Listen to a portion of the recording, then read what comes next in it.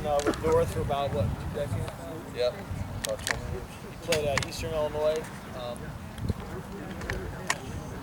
So I'll just talk about himself. I was a linebacker at Eastern Illinois. I played for Mike Mallory. His father was Bill Mallory, Indiana's coach, Northern Illinois' coach. A big portion of my discussion was going to be about the tackle progression that we do. It just so happens that what I learned 25 years ago is now what's considered heads-up football's tackle progression. Right? So Coach Mallory and myself are both idiots that we never put that in a money-making scheme because obviously USA Football's done a great job. But to me, we've been running heads-up football for about 15 years now. When I got to North, or it's actually 20. So in 1995, we start our tackle progression. Our tackle progression starts on our knees. It is imperative that you guys use this. And I know everyone looks at it and goes, that's not really football. Well, it is. And if our game's going to expand and keep being the great game that it is, we need to get our heads out of the game. Right? So from my point of view, we do this tackle progression every day at the varsity level, every day at our freshman level, every day at our sophomore level. So if you're a defender at Naperville North, you're going through this tackle progression. You know it, you go through it every day. So we do your typical bag drill to start every day, whether it's running through bags, over bags, 2 feet in the hole, form run, hop over, whatever your agility drills are, we do that. And then we go right to the tackle progression. So we start back, we roll our hips back, put our hips on our heels. We put our gun in the holster, we're ready to shoot and ignite our hips. Coach overemphasizes getting the hands up, but that's intentional. We want to emphasize throwing our hips. Our hips come forward, we land on the bag. If you don't have the bag, no big deal. Just do it on the ground. There's no high impact. I had a gentleman ask earlier, well, how often do you guys tackle? We only live tackle to the ground in a scrimmage situation. That's it. Now, has it hurt our tackling in a game? Maybe a little bit, but it's reduced our concussions and our injuries on arms, wrists, hands, way down, right? And I still think we're pretty good tacklers, all right? So from that progression, we then go to just one step, right? So we work the one step. As a coach, I stand behind. We don't have this big long line of kids waiting, right? It'll be 2 or 3 kids, and they're gonna go high reps, right? So we're gonna try to get high reps here. We're one-stepping this, okay? So he's holding it out, he's just leaving it out there, and all I'm doing is, I say, as a coach, I say hit, and he does this. One step, eyes to the sky, putting the foot right in the crotch. As a coach, I'm standing behind, and I'm looking for this, right? I'm looking for the overemphasized tackle. Is this the way we want to tackle in the game? Probably not, all right? But we're trying to emphasize the idea of our hips and our head go up, okay? So my hands are here, we're in great shape. As a coach, that's all, I'm standing behind 10 rows of it, and I'm just looking for hands. And I'll say to them, prom date. You know, I tell them, you got a prom date. You got a prom date, what happens? You want to put your hands on her hips, right behind her, and what happens to your hips? It's a natural progression. Your hips back off, right? I don't want my hips to back off. I want my hips involved, right? So you're right here, your hips back off, and what else happens? My head dips, right? When we go in a tackle, if we do this is not good. That's terrible. We want this. Now my head's up, my eyes are up, my hands are in the right spot, my hips are ignited, and we're making a great tackle. So we're one step to start with. We do one step, and all coach will do, he'll hold the bag and he'll say, hit, hit, hit. All right, I'm getting this form. Yeah, it's not the 50 reps that you had in a scrimmage situation, but he just tackled 3 times right there in about 10 seconds. Is it the perfect tackle? No, but We're learning how to tackle. No one's getting hurt, right? The kid who's never played before, all of a sudden is like, hey, this isn't so bad. And it hurt myself, no big deal. It's not the drill that best players over here and the worst players here, and he gets killed and he's done playing. He doesn't want to play anymore. This is nice, steady drill. We'll rotate through, now do the other foot. Then I'll say two-step. So two-step, he goes boom, boom, right? Just forms up with the second foot coming. So we'll do 3 reps of two-step. We'll do 3 reps of two-step with the left foot. Then we back him up, all right? And I'll say 3 whistle, all right? On 3 whistle, first whistle, he's gonna chop his feet. Whistle. All right? Second whistle, he starts running. Whistle. He gets here, whistle again, third whistle, chop the feet, run the hips, hands up, all right? Run it for 10. Overemphasizing the idea of this, all right? Yes, we're not gonna tackle that way in a game, but we wanna work on it. That way our hips are united, okay? So we'll give each kid 3 or 4 of those, all right? When those are done, then I'll say, all right, we're going just 1 whistle, 1 whistle. Whistle. I go, I'm trying to stay low. The idea of the 3 whistle is we're chopping our feet, we're low. We're running at a low stance, we're still low, and then we hit, all right? Now we transfer that to a real tackle. We want to stay nice and low, we're running through it, we hit it, and we run our feet, all right? So as we go, the idea is kind of like a plane. Nice and low, low, low, low, low, low, explode through. Okay?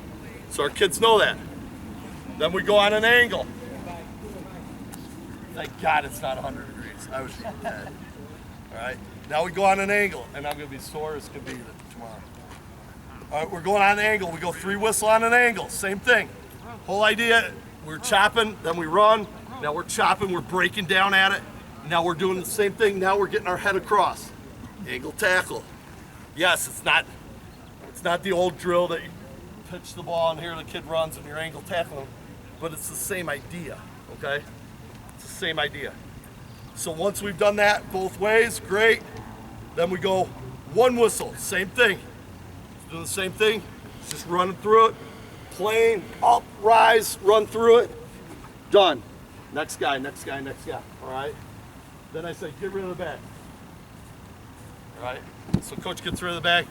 Now all he's gonna do is scarecrow at me, right? And I'm gonna do the same progression again, but it's just the run through. So it's a 1 whistle on straight and on the angles. 1 whistle, when I get to him, he's gonna give me a little hot so I can get him up in the air and run him, all right?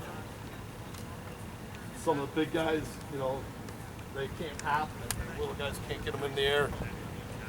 Run your feet behind them, okay? But the idea is that he's learning to throw his hips and ignite them. Simulate that real life body weight. Okay? So that would be our tackle progression. For us, I think we figured out one time it's like 60 tackles that we just did in 10 minutes for our whole defense, 50 guys. 60 tackles, 10 minutes. There's no way you can simulate that anywhere else. It's boom, boom, boom, boom, boom, boom. Okay? So when we're done with that, we go to our strip drills or our turnover drills. In our turnover drills, we work 3 different things. We work tipping the ball. So if it's a D lineman's gonna have an O lineman blocking him, right? And now I'm trying to find the quarterback. And now when I see hand come off for the quarterback, and I'll play quarterback as coach, and I just aim it right at him. All right, I take my hand off, and I try to throw like 5 inches above his head, right? And he's got to get his hands up to tip the ball. Just simulating a situation. So if coach was blocking me, I got to work my drill to get by him. I see the hand come off, I'm going to get my hands up in the air, tip it, okay? For DBs or linebackers, they work tipping the ball and another guy catching it behind him, right? That's one of our turnover circles. The other one is recovering a fumble, all right? Getting in the fetal position, getting the knees tucked up, getting it covered up. Good. The last one is the rip out. or the strip drill. The problem I have with a lot of strip drills is everyone goes, all right, you're going to punch this time. When you say you're going to punch this time, you got two different types of kids. You got the kid who's a little jag bag and he goes, clamps it down and doesn't let it come out, right? Everyone's got them, we all know, right? Or you have the kid who goes, and you can touch it with a finger and it falls out, right? Neither one are realistic, okay? So we don't tell our running back what's going to happen here. We tell them we're getting the ball out, all right? For us, getting the ball out is we're going to put hand on hip, which would be simulated tackle, but we don't want to take him to the ground, all right? So hand on hips there. As he goes at about 50%, I'm behind him. I'm either going to club. If I get it on the club, great. If I don't, I come on the top and rip out. Or I start on the rip out, okay? The reason why we do one club, I think we got a personal foul like 3 years ago from a kid trying to club it out, and the official said he was punching the kid. I'm like, he's trying to punch the ball out. All right? So we take one club at it, one punch. If we don't get it, naturally the kid does this on it, then come over the top and rip it out. Okay, so that's how we do that. That's our turnover. So that should take, for us, it takes 10 minutes each. You have 4 minutes. And our kids know what drills we're gonna do. We're not wasting time explaining stuff. It's every day, all right? In the NFL, if you're +2 on turnovers, I think you win like 97% of the time, all right? I don't know if that fact happens in high school football, but I gotta think it's pretty close. And in youth football, with how fast those quarters are and those officials want to get the hell out of there, it's probably, that might be your only 2 times you have the ball, right? I mean, those games are fast. So if you can get 2 turnovers, you got a great chance of winning. Okay? So from there, we then venture into our practice a little bit on linebacker play. All right, so that was a whole team or a whole defensive stuff that we did there. Tackle progression and then turnovers, all right? Then we get into linebacker play. To me, linebacker play is about a couple key things. One, the first and foremost thing is your first and second step are huge. People don't realize it, but they're big. If they're in the right place for the first 2 steps, we got a chance, okay? So we'll work a mirror drill. Can you step forward, Mike? Perfect. And all Mike's gonna do is step one way or the other. And I'll have all my linebackers out here. He takes 1 step, go ahead. And I'm just mirroring. And then if he takes a step back, I'm gonna mirror him. And I'm gaining ground, right? And that's it, right? I think for most of you guys, you probably have, and we even get them at the high school level. Snap of the ball. That's no good, all right? That took a 5-0 flat, now you're a 5-5. You just wasted 2 steps, right? So all we're trying to do is gain ground, right? The way we teach it is run first, run second, pass third, all right? All right, so our kids know that's a key thing for us. The other piece to it that we always talk about is not just football idea, but you got to know your alignment, your assignment, and you got to attack, right? Then we put it in a business term to them. All right, so your alignment, assignment, attack. In business, you got to know where you got to be, what you got to do, and you got to do it well, right? So for me, that's their learning progression. They better know those things, okay? If they know their alignment and their assignment, they should be able to attack. Every kid in our system should know how to align, assign, and attack. You don't have to be the best kid. You don't have to be the fastest kid. You don't have to be the strongest to do those 3 things. And our kids know that. We talk to them about it all the time. You got to do those 3 things. If you do those to your best capabilities, then we got a chance. All right. So once we've done that, just that little 1-step drill, then we move into actual tackle, okay? So our first drill would be eye opener. And in eye opener, all we're doing, it used to be like linebacker was 5 yards apart, he was 5 yards apart. Here we got a full speed drill, and I'm gonna shuffle down, and then I'm gonna go crush him. The problem with that is, just like you guys, you probably got 20 kids on your team, you go crush that guy, you probably just knocked out your middle linebacker and your running back, right? And now he's out for a week because of a concussion. So what we've done is we've condensed it. So he's right at the bag. Now I'm about 3 yards from him. I'm a half a man behind. Snap a ball, go. I'm gonna shuffle, and now I'm getting here, and I don't bend like I used to. I should bend better, be chest up, run through it. All we're doing is making the contact form fitting and running our feet. We're not taking them to the ground again. To me, taking them to the ground is the concussion waiting to happen. All right? So, not that I'm fearful of the concussions, but why add them? Okay? Minimize injury risk, but get the same type of game situation rep. So we do that. That's our eye opener drill. And we'll give each kid about 5 reps each way. To tweak that drill a little bit, we'll bring you in, sir, with the yellow hat. So now we're working. Well, I'll let you be, you'll be the tackler. You'll be the tackler. All right, so, and I'm gonna be behind him. He's going. We're gonna open space up. This will be a little bit wider than we would. So whistle. Half a man behind, good. He's in a great spot. Not too bad. He's got to bend a little bit better, but that's all right. I'm not critiquing him. All right, so he's got him wrapped up, and I'm coming over the top, and I'm trying to create a turnover. All right, like I said, turnovers have become big.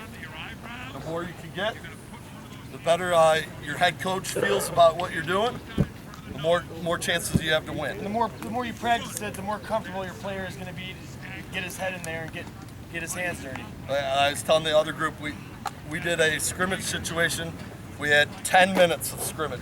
When we scrimmage, we only go about 10 minutes. Right? And then we'll move to another drill, and if we want to scrimmage again, we'll space it out. We never go more than 10 minutes at a time. Right? So we might do 10 minutes in the middle of practice and do some more drill work, and then come back and do 10 more minutes later. But we had a 10-minute segment. I told our guys, you give me 5 turnovers in that 10-minute segment, I'll do 10 updates. If you don't get 5 turnovers, you guys owe me 30. Fair enough, right? They're like, yeah.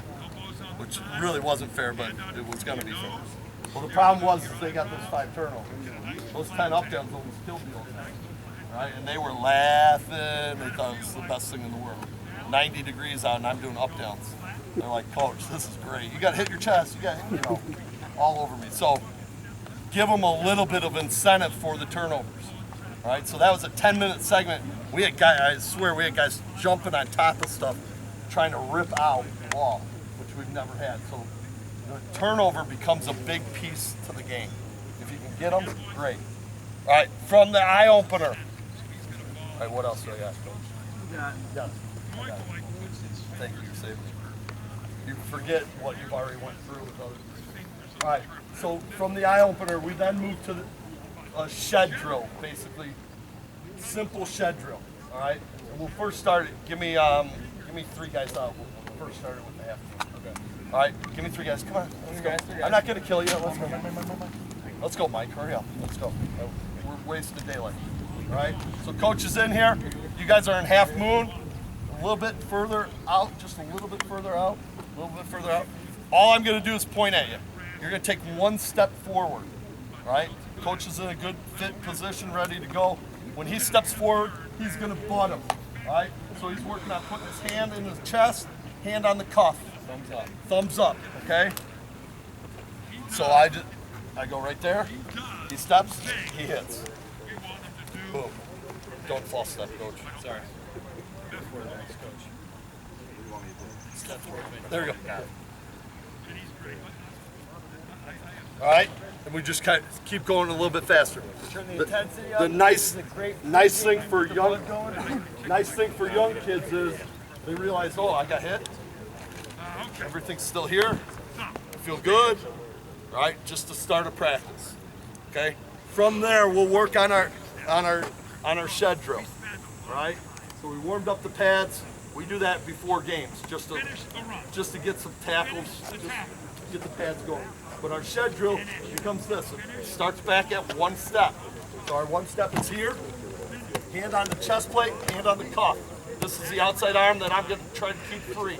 All right, so I want to keep on the cuff and be outside of him. I don't want an elongated step. I want to be in good form position here. We'll go again. Hit. Hit. All right, my hand on the cuff, hand here. Right? Then we'll work the other foot. And we'll go 2 steps.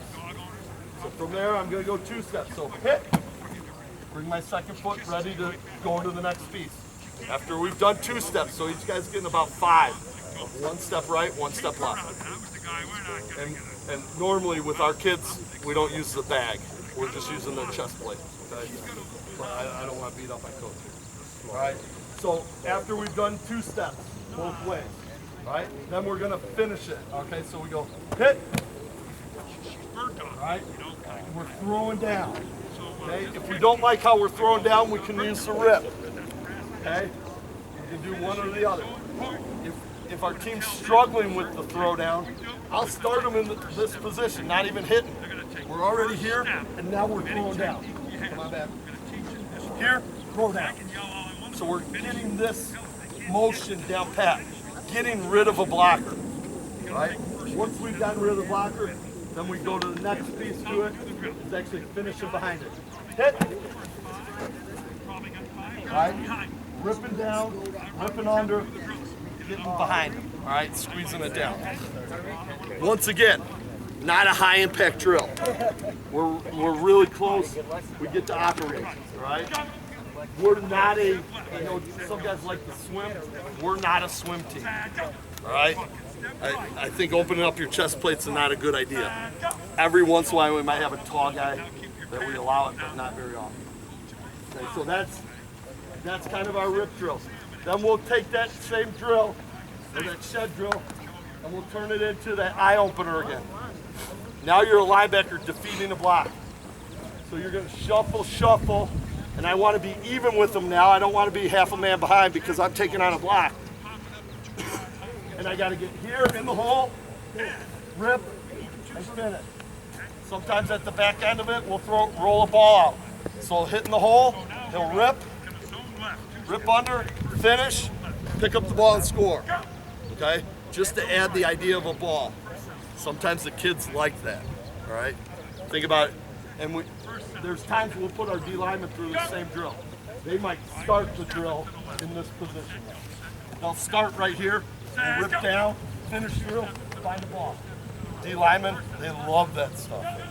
It's a football. It's like $1 million to them. They never get to play with that thing, okay? So those are kind of some of the stuff we do. We're a 4-3 shade gap team. Okay, we're a 1-gap team. So the last drill that we use a lot is we call it shuffle press. Okay, I'm a backside linebacker. I have the gap in front of me. If I get full action away from me, I got to bail out my buddy and take his gap because my buddy's going to bail out his buddy. And this outside backer now is a free player rather than having a gap. So we work shuffle press. And the reason why we shuffle press rather than just press a gap is for counter trade. So as coach goes, he's going to give me 2 looks. He's going to give me full flow that way, or he's going to give me counter trade action. Okay? So what I'm going to do is I'm just going to mimic him. Go, coach. Press. All right, got it. Next time he's going to go, he might run counter trade. Go. Replace press. All right? So we work that drill a lot.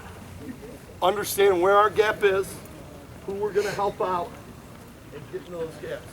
Shuffle press allows us to get there. Now, we had this good question earlier. You got a guy that you know's running out. Why would you press there? You wouldn't. Okay? You wouldn't. Turn and run and go run down the play. All right, great linebackers have a little bit of natural ability. They just know how to play. All right, let them play. Don't hold their reins back. A lot of these drills have very little downtime. So on a conditioning part, with the younger guys, they're not reacting to the traditional conditioning of lining up on the line, running 40s, and so on. So having these high intensity drills all throughout practice, and you're getting your conditioning during practice in football-like drills rather than just getting them on the line and blowing a whistle. So if you can create that tempo throughout your practice, you're conditioning your entire practice. We use conditioning for mental adjustment. Right? If we feel like, You know, our grades aren't good enough. We didn't play well enough on Friday. It's a mental adjustment. We don't condition just the condition. So most of our drill work, realistically, when they leave that field, they're dead tired. They don't need to run anymore. Okay? All right, at this point, does anyone have any questions? Comments? Anything? You guys all want to go have a beer and get out of here, huh? Not a bad idea. Thank you, coaches. I appreciate your help. Thank you.